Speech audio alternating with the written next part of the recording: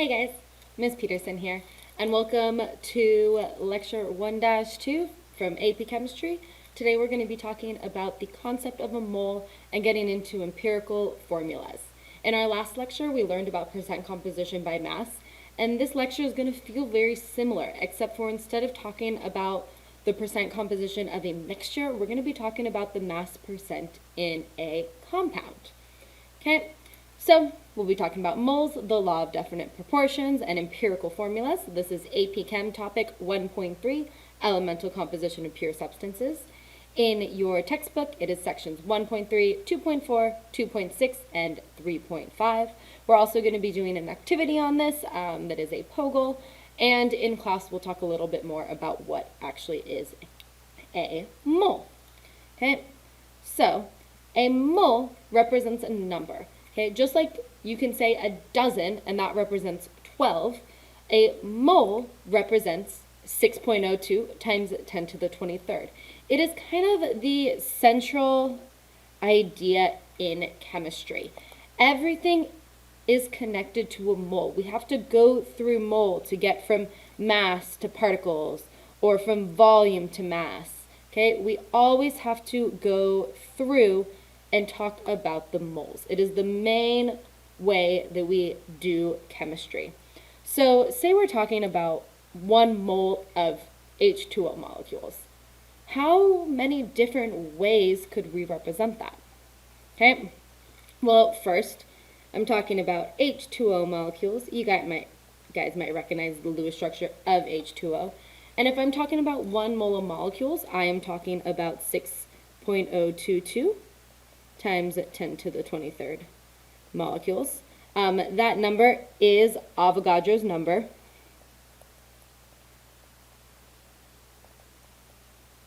And you do not need to memorize that number.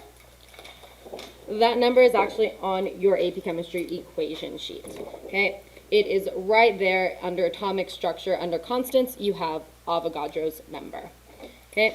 So we could talk about that one. We could talk about 1 mole of molecules, which is actually going to be 2 moles of hydrogen atoms and 1 mole of oxygen atoms. Okay, we could talk about the mass of that. The mass of 1 mole of H2O, that's its molar mass. It is 18.02 grams per mole. Okay, you might think, oh, it's water, it's a liquid. Okay, it typically has a density of 1 gram per milliliter, so you could also think of this as 18.02 milliliters. That would be the volume of it at 25 degrees Celsius. Okay, we could talk about its volume if it were a gas. Okay, we could talk about all sorts of different ways to represent that. Okay, so let's do some simple conversions, just making sure we have our brain wrapped around this. How many glucose molecules are in 5.23 grams of C6H12O6? So we're trying to go from molecules from grams. This is a basic stoichiometry problem. If you need help, you can always use this map. Okay, we're at grams, and we want to get to representative particles or molecules. Remember, when in doubt, use particles. It is a good way to go. So we need to go through molar mass to get to moleville, and then to get to particles. So we could set that up, 5.23 grams, and then I know that 1.00 mole is going to go on top over the molar mass. So let me just off to the side find the molar mass of sugar. Molar mass. Okay, we have 6 carbons, 12 hydrogens, and 6 oxygens. And then we times it by its mass from the periodic table. And then when you do that, and then you add them all up, you get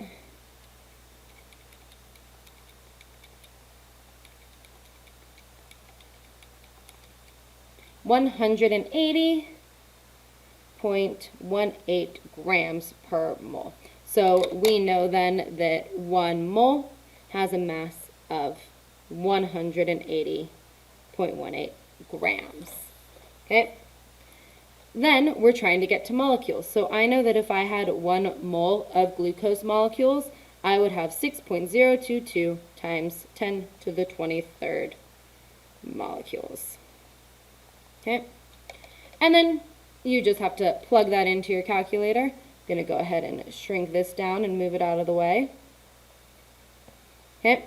So 5.23 times 1 over 180.18 times 6.022 times 10 to the 23rd. Make sure you know how to plug scientific notation into your calculator and how to switch your calculator between science and English mode. I would say just look it up online if you don't know how to do that, or you can always ask me in class. And when we solve it out, we get we had 3 digits here, so we want 3 digits in our answer. So 1.747, 1.75 times 10 to the 22nd molecules. Okay. Now, the next question asks us how many oxygen atoms are in this sample. Well, if I have 1 C6H12O6, that means that I have 6 oxygen atoms. So all I'm going to do here is multiply my answer to the previous problem by 6. So I have 1.75 times 10 to the 22nd molecules. And sorry, there's no like good shortcut for molecules. There's not. And we can't just use an M because you might think you mean mole or meter or something. And if you use MOL, then maybe it looks more like mole. So I just end up writing out molecules. And then for every 1 molecule, we have 6 oxygen atoms. Okay, just another way of looking at that. So I'm going to take my answer, multiply it by 6, and I have 1.05 times 10 to the 23rd oxygen atoms. Okay, cool. Okay, cool. So let's talk about the law of definite proportions. This was a really big discovery in chemistry, kind of what started all of chemistry.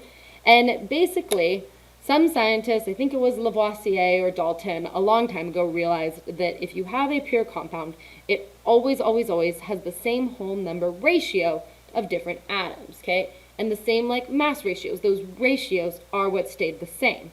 For example, water is always 2 hydrogen to 1 oxygen. Always, okay? Regardless of how much water you have, okay? If that ratio changes, then you know a new compound has been formed. Okay, for example, you might form hydrogen peroxide, which does not have those same ratios. In fact, let's go ahead and compare those 2 mass ratios. So, we have H2O and H2O2. First, we'll find the molar mass of both of those. The molar mass of water is 18.02 grams per mole. And the molar mass of hydrogen peroxide is, let's see, we have 1.01 times 2 plus 16.00 times 2, 34.02 grams per mole. Okay, so then if we want to find the mass of hydrogen, okay, well, we have 2 hydrogen atoms, okay. So 2 times 1.01 over the total. Oh, that'll give us the percentage. We're just looking for that ratio. So the mass of hydrogen is 2.02, not colon 02. And then the mass of oxygen is 16.00. 16.00. So it is approximately a 1 to 8 mass ratio. Okay? Now, that is very different than the mole ratio, which is 2 to 1.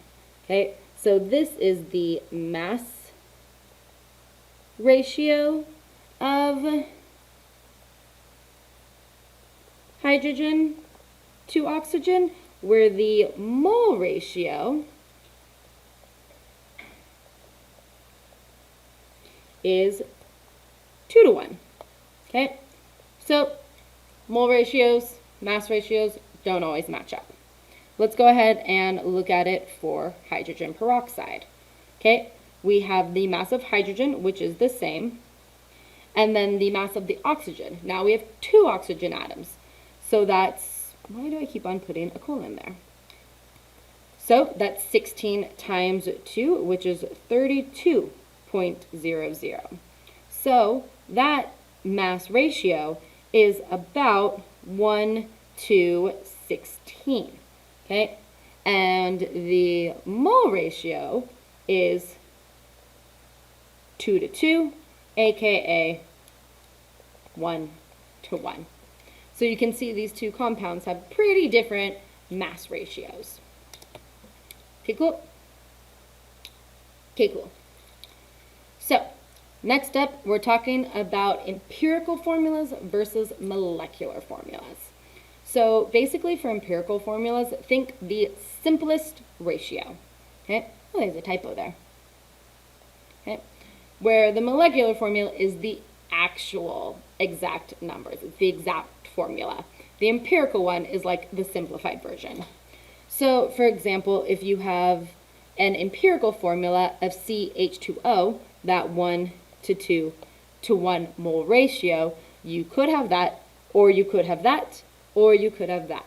Note, all of these empirical formulas have the same basic ratio, but because they have different multiples of that ratio, they have different molecular formulas. Okay, so for example, also note, this only applies to molecules, which are covalent compounds made of non-metal atoms only. You're not going to see this with an ionic compound because those crystals can be small, big, and we only ever talk in the simplest ratio of them. But for covalent, this is what we do. So, methylthylane is a hydrocarbon that occurs in small amounts in crude oil. It has an empirical formula of C3H4. Okay, so let me go ahead and write that. We got C3H4. The experimentally determined molecular weight is 121 AMU. Okay, so AMU, little side note here, AMU equals atomic mass units. And they are different units. It's talking about the actual mass of the molecule, where each proton and each neutron have a mass of 1 AMU. But it is also directly like, other than the units, it's the same as the grams per mole or the molar mass. So you can think of it kind of either way. So now it's asking us, what is the molecular formula of the methylthylane? So if it's 121 AMU, let's figure out if it was C3H4, what would its molar mass be? Okay, so 3 times 12.01, 4 times 1.01, so that molar mass, or atomic mass, is 40.07, okay, AMU. Now, how many times does this go into this? You probably see it right away that it's going to be 3 times as much, but if you don't, you could take 121, divide it by 40.07, and you get 3.02, which is approximately 3. It is close enough to 3 that we can count it as 3. So all we're going to do is take that molecular formula and times it by 3. So our answer, the molecular formula, is 3 times 3, so C9, 4 times 3, H12. Okay, cool? Okay, cool. Now, there's a lot of different ways that you'll see problems presented that have to do with empirical formula and molecular formula. And now we're just going to go through a lot of examples of that. So, first step, okay, calculate the empirical formula of a compound containing, write down my notes, 40.0% carbon, 6.71% hydrogen, and 53.29% oxygen by mass. Okay, so if this was a mole ratio, it would be pretty easy. But we have a mass ratio. So how do you think we can start this? Well, I'll give you a hint. We are going to pretend that we have a 100-gram sample. Okay? Now, if we had a 100-gram sample, that makes the percentages really easy. That's why we pick 100 grams. We would have 40.0 grams of carbon, 6.71 grams of hydrogen, and 53.29 grams of oxygen. Okay?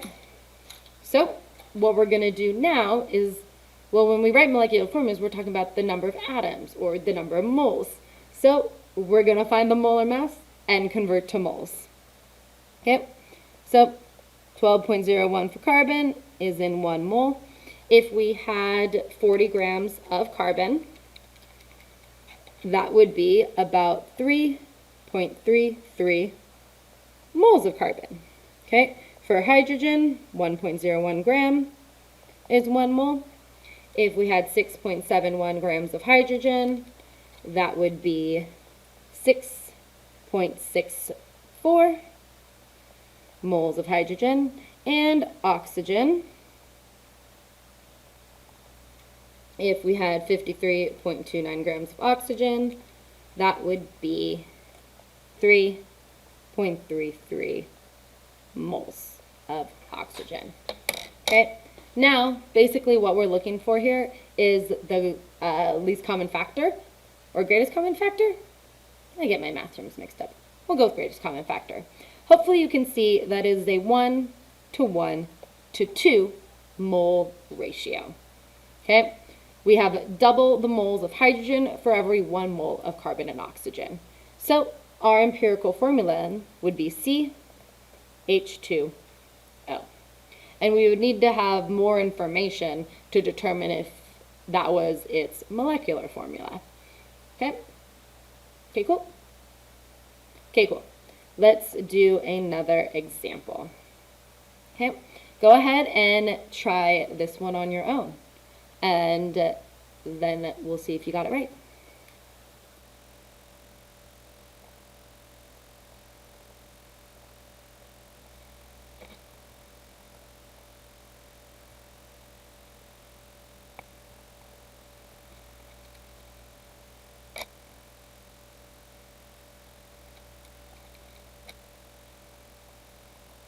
So the molecular formula, or sorry, empirical formula that you should have gotten is C2H5O.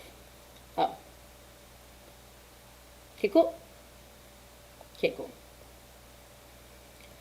Okay, now suppose the number of moles of the substance from number 2 in a 100-gram sample is 1.1 moles. What is its molecular formula? Okay, so basically, it's saying that we know the grams per mole. If we have that 100 grams, there's going to be 1.1 moles. So, if we figure that out, we have 100.0 grams over 1.1 moles. We get 90.91 grams per mole. Okay? Now, if the empirical formula is C2H5O, we're going to go ahead and figure out that one's molar mass. Okay? It'd be 12.01 times 2 plus 1.01 times 5 plus 16.00. We get 45.07 7 grams per mole. So then, to figure out our answer, we take its actual molar mass, divide it by the molar mass that if it was just that one ratio, and you get 2, about 2. It is close enough for us to call it 2.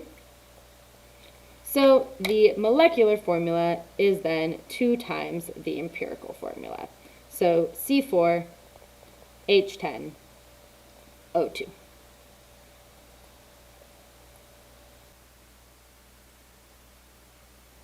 Okay, just 2 more problems left. So first one, we're looking at a mass analysis. So a sample of gas was analyzed and found to contain 2.34 grams of nitrogen and 5.34 grams of oxygen. The molar mass was determined to be about 90 grams per mole. And then we're looking for the empirical and molecular formulas. Since it doesn't say, we're going to assume that this gas is just nitrogen and oxygen to allow us to do the analysis. So we have 2.34 grams of nitrogen and 5.34 grams of oxygen. First step, as always, convert it to moles. So the molar mass of nitrogen is 14.01 grams per 1 mole, and for oxygen, 16.00 grams per 1 mole. So you plug that into your calculator, and you get 0.167 moles of nitrogen in the sample and 0.334 moles of oxygen in the sample. So hopefully you guys can see that that ratio is going to be a 1 nitrogen to 2 oxygen, aka NO2 is going to be our empirical formula. Now, to actually find that, we need that last piece of information. That was that the molar mass is 90 grams per mole. So, 90 grams per mole. What's the mass if the actual formula were just NO2? Well, it'd be 14.01 plus 16.00 times 2, which is 46.01. Okay, hopefully you can see that this times 2 is about 90.0. So the empirical formula is going to be 2 times, or sorry, the molecular formula is going to be 2 times the empirical formula. So the molecular formula would be N2O4.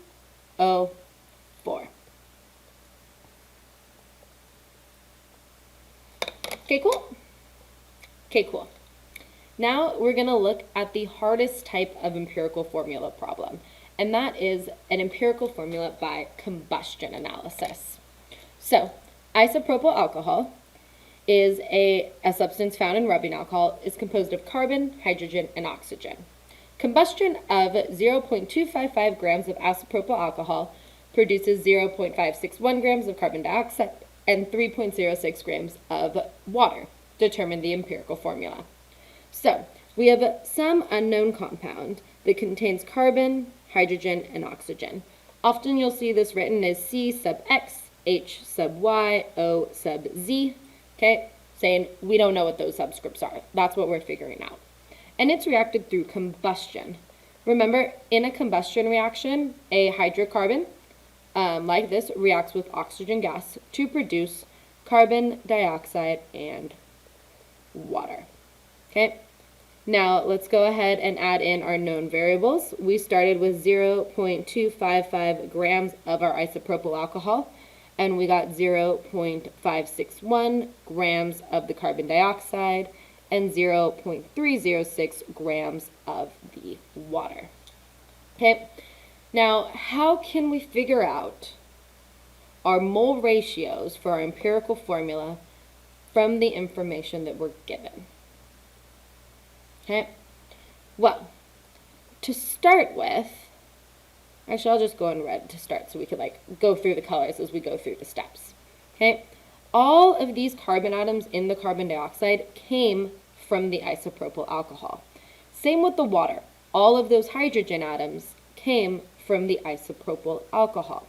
So what we're going to do is we're going to do some stoichiometry to figure out, of that 0.561 grams of carbon dioxide, how much of it was the carbon from the isopropyl alcohol. Okay, so let me show you it for the carbon. Grams of carbon. I know that, oops, sorry, not grams of carbon dioxide. Don't make that mistake. Okay, we need the molar masses of all of those. Okay, I'll go ahead and write them above in blue. This one is 44.01 grams per mole, and water is 18.02 grams per mole. Okay, and of course, we don't know the molar mass of the isopropyl yet. That's what we're trying to find out. So let's go ahead and get from grams of carbon dioxide to our moles of carbon that were in our isopropyl alcohol. So 44.01 grams is 1 mole of carbon dioxide. And then for every mole of carbon dioxide, we have 1 mole of carbon. Now that might feel a little silly because it's just that 1-to-1 ratio, but it's really important to show that you understand that I'm getting the moles of carbon from the carbon dioxide. Okay, that's where the carbon in the isopropyl came from. So we plug this into our calculator, and we get that there were 0.0127 moles of carbon. Okay, let's go ahead and do the same thing for the hydrogen. So we got 0.306 grams of water. If we had 18.02 grams of water, that would be 1 mole of water. And then for every 1 mole of water, we have 2 moles of hydrogen, okay? Because there's 2 hydrogens in each water. So you plug that into your calculator, and you get 0.0339 6, so I'm just going to say 0.034. Okay, moles of hydrogen. Okay, so we could do those ratios, but we also need our moles of oxygen in that compound. So how can we figure out our oxygen? That's going to be a little bit more challenging because we have oxygen in the isopropyl and it's reacting with oxygen gas. So how can we isolate just the oxygen from the isopropyl alcohol? Well, we know how many grams our original sample was, okay? And we could find the grams of the carbon and hydrogen in that sample. Then it just becomes a simple subtraction to find the oxygen. Okay, so let me go ahead and do that. I'm going to times carbon by the molar mass of carbon and times hydrogen by the molar mass of hydrogen.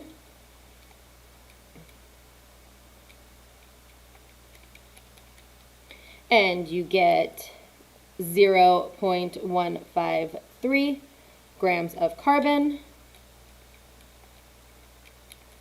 and 0.0343 grams of hydrogen. Okay, so then our grams of oxygen will be our total 0.255 grams minus our grams of carbon minus our grams of hydrogen. Oops, 0. Okay, so again, just going through that, this is the grams of our isopropyl minus the grams of carbon minus the grams of hydrogen. Okay, so when you solve that out, you get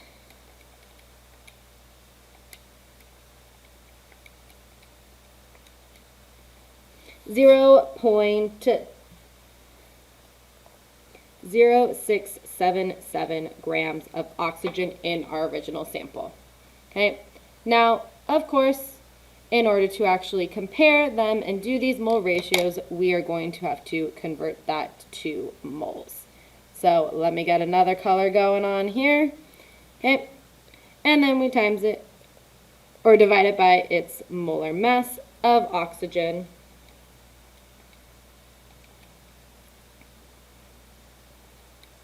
And we get 0.00423. 0.00423 moles of oxygen. Now obviously that's going to be our lowest number. So oxygen is going to have nothing by it. To get our hydrogen, we're just going to divide it by that lowest one. And you get 8, okay? H8. Same for carbon, divided by our lowest one. And we get 3. So our empirical formula based on that combustion analysis is C3H8O. Okay, cool? Okay, cool. That's it for today.